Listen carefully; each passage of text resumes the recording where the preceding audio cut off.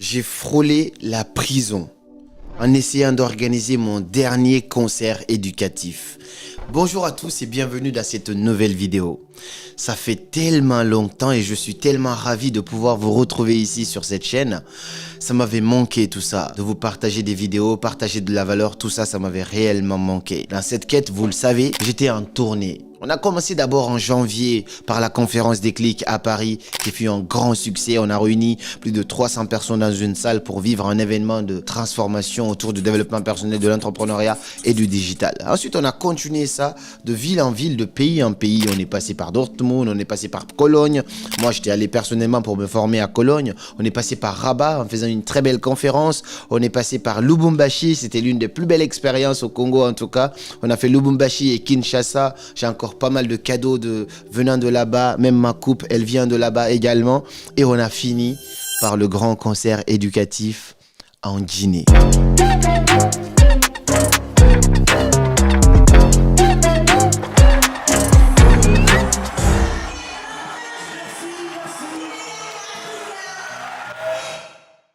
Dans cette vidéo, je vais d'abord commencer par vous partager pourquoi on a décidé avec mon équipe de faire des concerts éducatifs. Qu'est-ce qui nous anime en faisant cela? Est-ce une question d'argent? Est-ce une question d'impact? On va essayer de parler de cela de façon très claire. En deuxième lieu, je vais vous partager mes galères parce que, comme je vous le dis, c'est pas du cinéma. J'ai vraiment frôlé la prison. C'est-à-dire, on a porté plainte contre moi. J'ai eu tellement de galères que j'aurai l'occasion de vous détailler un petit peu seulement, sans rentrer dans les détails ici sur cette chaîne. Et enfin, j'aimerais vous partager aussi quelle est la plus belle leçon, ou plutôt quelles sont les plus belles leçons que la vie m'a enseignées durant cette année-là, durant ces tournées-là, parce que c'est juste fascinant et ces petites leçons-là, lorsque vous les incarnez, ça pourra vous faire gagner des millions d'euros, j'en suis persuadé, parce que c'est ça la clé du succès dans n'importe quel domaine. Avant de commencer, si vous n'êtes pas encore abonné à ma chaîne, alors sachez qu'on est de retour, il y aura pas mal de pépites des vidéos, d'abord pour 2024 et ensuite 2025 qui s'annonce. Beaucoup de belles choses vont passer ici sur cette chaîne. Ne manquez pas cela, des interviews exclusives avec un format incroyable vont aussi arriver, donc abonnez-vous et activez la cloche pour ne pas rater tout ça. Ce sera un plaisir de pouvoir vous partager tout cela. Donc la première question qui se pose, c'est pourquoi je fais des concerts éducatifs. Lorsqu'on organise un événement de cette taille-là, beaucoup de critiques, mais aussi beaucoup d'encouragement en même temps, parce que s'il n'y a pas d'adversité, on en parlera, c'est que ce que tu fais n'est pas grand. On a décidé de faire des concerts éducatifs pour de l'impact, parce que sinon il y a beaucoup plus simple manière de faire de l'argent sur Internet sans se bouger, sans quitter son lit, sans continuer encore à se prendre la tête sur les terrains, à rencontrer des galères, à se faire des adversaires, ainsi de suite partout. Il y a vraiment plus simple manière si c'était de l'argent, de faire de l'argent et à plus rentable. Mais on fait ça pour de l'impact. Je ne me considère pas aujourd'hui comme un créateur de contenu. À l'époque, j'étais cela. Mais je ne suis plus un simple créateur de contenu. Je suis conférencier international. Et dans cette mission de conférencier international, je me rends compte que j'impacte 2 fois plus que dans de simples vidéos. Parce que là, ce que vous voyez, c'est génial. Vous adorez les vidéos de Karamo sur cette chaîne, ainsi de suite. Mais ce qu'on vit en vrai, ceux qui ont eu la chance de participer au moins à une conférence peuvent témoigner de la transformation émotionnelle qui peut y avoir concrètement et aussi de la transformation financière qui peut en découler. On a vu des gens changer leur vie financièrement, passer de 0 à des centaines de milliers d'euros et tout ça par l'impact d'une vision dans une conférence. C'est pourquoi on se dit, en Afrique, on est reconnu aujourd'hui comme étant le meilleur public. C'est-à-dire quand c'est le divertissement, toujours on est là, toujours on est là. Mais quand il s'agit du sérieux, il n'y a pas grand monde. Et donc, c'est relever ce défi-là qui nous anime tous les jours pour dire les Africains ne se réunissent pas que pour danser, que pour la fête. Ça, c'est très bien, mais on peut se réunir aussi pour parler d'idées qui vont réellement changer le cours de notre histoire. C'est pourquoi on se lance des défis parfois qui sont juste impossible selon certaines personnes, mais on arrive à aller au bout de ça et à envoyer une autre image de plusieurs pays dans lesquels on passe. Notamment quand on est allé au Congo, avant d'aller au Congo, on m'a dit « Mais qu'est-ce que tu vas faire là-bas? Associer un artiste à ton image, ainsi de suite. » Vous avez vu quelques images passer. Mais malgré ça, on a prouvé que la jeunesse congolaise est là et elle est consciente de son avenir.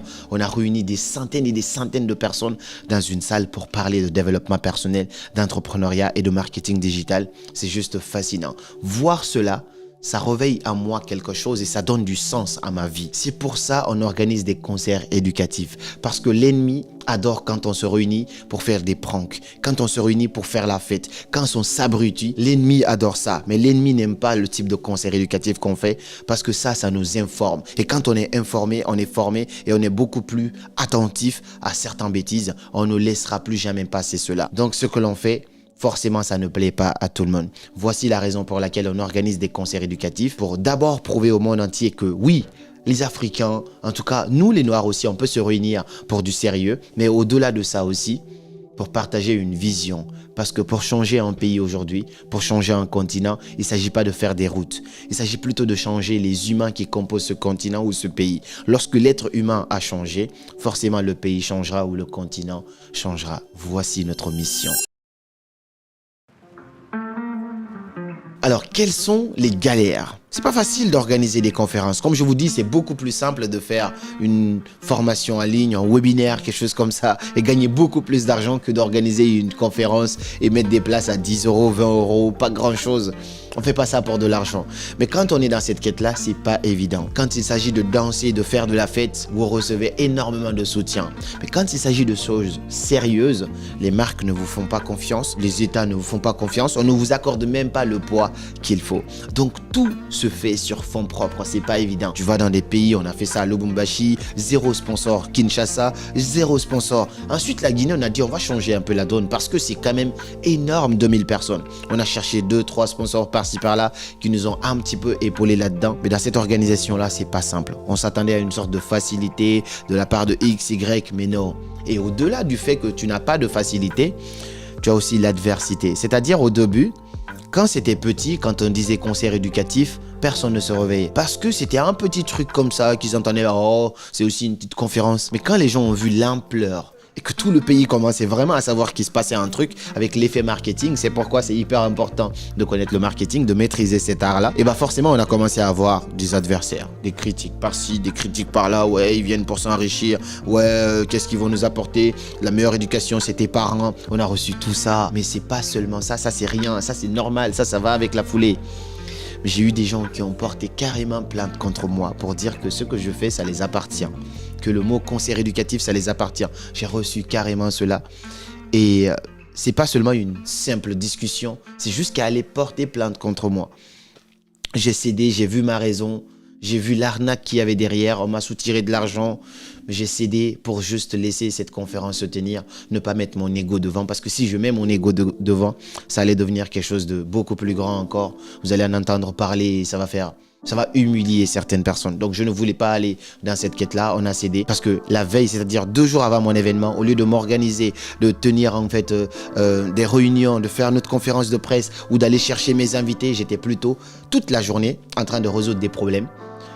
Au lieu d'aller chercher Coach Simon Drago qui venait à l'aéroport, pas mal de gens, j'étais toute la journée en train de régler des problèmes avec des avocats, des trucs comme ça, parce que sinon mon événement n'allait pas avoir lieu. Et c'est là que vous vous rendez compte que quand vous vous bougez, vous essayez de réussir, d'impacter, de changer les choses. Il y en a aussi qui ont pour simple ambition de dire telle personne est en train de me dépasser dans ça, alors je vais tirer la personne en bas pour qu'on se retrouve au même niveau encore. Et ça, c'est un peu dommage. Moi, mon message, il est là, c'est tu ne peux pas réussir tant que la réussite de l'autre te blesse à l'intérieur. Faut être content pour les gens et Dieu aussi allumera cette lumière pour toi parce que Dieu est dans l'équipe de chacun. Mais ça n'a pas été simple, je vous jure que me retrouver devant des avocats, des plaintes par-ci, on m'appelle par-ci, par-là, c'était assez compliqué. Je disais, waouh, moi j'essaie juste de faire une conférence et peu importe le nom, comment on l'appelle. J'ai juste envie d'impacter, j'ai juste envie de réveiller mes frères et sœurs, d'apporter ma contribution, d'inviter des gens qui vont venir de partout pour inspirer. Mais si dans cette quête-là, waouh, je me retrouve devant le barreau, waouh, je m'attendais pas à tout ça, mais c'est exactement ce qui s'est passé. Je suis pas là pour nommer qui que ce soit, il faut attaquer personne. Mais tout simplement pour vous dire que ce n'est pas évident. Mais on l'a fait quand même. Et plus l'adversité elle est grande, plus finalement le résultat est merveilleux. Quelles sont les leçons que j'apprends de tout ça? La première chose, c'est que si tes rêves ne te font pas peur, c'est qu'ils ne sont pas assez grands. Si tu es sur un objectif aujourd'hui et que quand tu te couches, ton cœur ne bat pas, c'est-à-dire on avait... Toute mon équipe, le cœur battait tellement fort qu'un jour, on était dans la salle vide, on observait, on voyait le nombre de places, on se disait, mais qui nous a poussé en fait à une sorte de folie? Qui nous a poussé à prendre une si grande salle? On était un peu dans cette discussion-là, mais c'était une très belle aventure parce que finalement, à la fin, tu vois une fierté dans les yeux de chaque personne qui a contribué à ça. Et c'est ça la clé. Si le projet sur lequel tu travailles, si tes rêves ne te font pas peur, alors... va acheter encore un peu, c'est-à-dire augmente encore un petit peu, rêve un peu plus grand. Tes rêves doivent te faire trembler, t'empêcher de limite dormir, c'est-à-dire ce sentiment qui bouillonne en toi, qui te dit oh, si je fais ça, ça va me faire ça, ça, ça. Tu vois ce ressenti que tu as? C'est hyper important de ressentir cela, c'est-à-dire viser la lune. Dans le pire des cas, tu atterris dans les étoiles. Ça, c'est la première. La deuxième leçon que j'apprends de ça, c'est une leçon cruciale, c'est que si ce que tu fais ne dérange personne, c'est que tu ne fais absolument rien de grand. Si tu es sur un projet, tout le monde t'applaudit, tout le monde est là, il n'y a personne qui est contre, il n'y a pas d'adversité, il n'y a pas de message négatif, il n'y a pas d'aigri, il n'y a pas d'haineux. Pose-toi des questions. Je pense que ce que tu fais n'est pas très grand. Le jour où tu commences à recevoir de l'adversité, c'est un signal. Ça veut dire, je pense que ce que je commence à mettre en place là, ça commence à devenir quelque chose d'intéressant. Donc si ce que tu fais ne dérange personne, c'est que tu ne fais rien de grand encore. Alors fais en sorte que tout ce que tu fais, tu remarques autour de toi. Est-ce que ça dérange quelqu'un? Oui, ah bah là, ça commence à être intéressant. Ça, c'est vraiment une très belle leçon que la vie m'a enseigné durant ces dernières années ou surtout ces derniers mois-là lors de l'organisation de ces conférences-là. Et enfin, si vous avez le choix de courir soit après l'argent ou soit après l'impact, courez après l'impact. Laissez les autres courir après l'argent. Parce que quand tu cours après l'argent, ça ne te garantit pas l'impact. Je connais beaucoup de gens qui gagnent beaucoup plus d'argent que moi, mais n'ont pas le même impact. Et à ces gens-là, quand vous les voyez, vous n'avez même pas envie de faire une photo avec eux pour ne pas associer votre image à ces gens-là. À l'inverse, vous avez des gens qui font peut-être peu d'argent, mais qui ont un impact tellement considérable. Et avec cet impact-là, l'impact, si tu as l'impact peut t'apporter de l'argent. Mais l'argent n'apporte pas forcément de l'impact. Donc entre courir après l'argent et courir après l'impact, courez après l'impact. Je vous assure que l'argent finira par venir avec toutes les bénédictions qui vont avec. Voici mesdames et messieurs le grand retour sur la chaîne YouTube. C'était un plaisir pour moi, cher ami, de pouvoir vivre ces moments-là. 2024 a été une année incroyable, des hauts et des bas, mais on est très très satisfait des résultats finalement, que ce soit financièrement, que ce soit socialement, que ce soit personnellement. C'est magnifique. On remercie Dieu parce que tout commence là en termes de gratitude. Merci à toutes ces personnes-là qui ont contribué à rendre ces conférences, ces différentes conférences dans différentes villes possibles. Merci à ma maman pour ses bénédictions et ses prières de tous les temps, même si elle ne vient pas encore à mes conférences, elle a encore peur. Merci à tous nos sponsors qui nous ont accompagnés dans l'organisation, surtout du concert éducatif en Guinée. L'année prochaine, peu importe où vous serez, on reviendra dans pas mal de pays. Et cette fois, on ne veut pas le faire seul quand même. On veut faire briller tous ceux qui peuvent briller autour de nous. Donc, on sera ouvert à des opportunités de sponsoring pour pouvoir mettre en lumière aussi d'autres marques ou d'autres entreprises, notamment Techno qui nous a accompagnés en Guinée. Je viens de recevoir même mon téléphone qui est là, un deuxième téléphone du coup que je vais utiliser. Je trouve ça merveilleux. Je pourrais utiliser WhatsApp Business et tout ça avec. Donc merci à tous ceux-là qui nous accompagnent. En 2025, on sera... Voici des pays qui me viennent en tête tout de suite. C'est pas encore définitif. 2025, on sera au Burkina Faso, Inch'Allah. 2025, on fera la Côte d'Ivoire. 2025, on fera le Sénégal. 2025, on aimerait y retourner au Congo, Kinshasa, pour prendre peut-être le centre financier et encore se casser le dos. 2025, on doit faire le Canada. 2025, on retournera encore en Guinée pour la deuxième édition du grand concert éducatif. Réunir encore tout le monde pour finaliser tout ça. Je pense que ce sera encore la même période. Et en 2025, probablement, il y a des pays qui me viennent en tête comme le Tchad, comme le Congo-Brazzaville. Et on verra. Selon comment les gens sont chauds et comment aussi notre équipe on va élaborer ce planning là. C'était Karamo, je vous remercie d'avoir suivi cette vidéo et comme toujours, suivez vos rêves, ils connaissent le chemin.